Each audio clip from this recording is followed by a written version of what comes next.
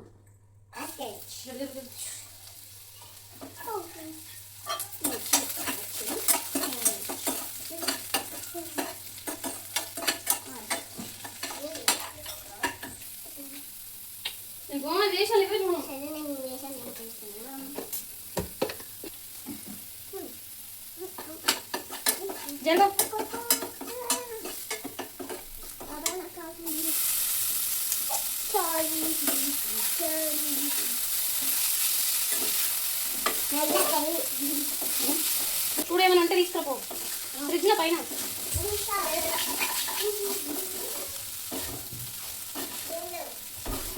ఏం లేవా?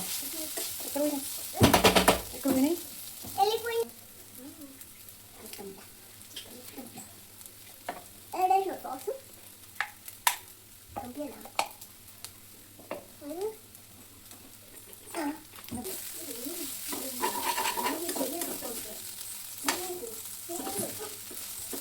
ప్లేట్ తీసుకో, ప్లేట్.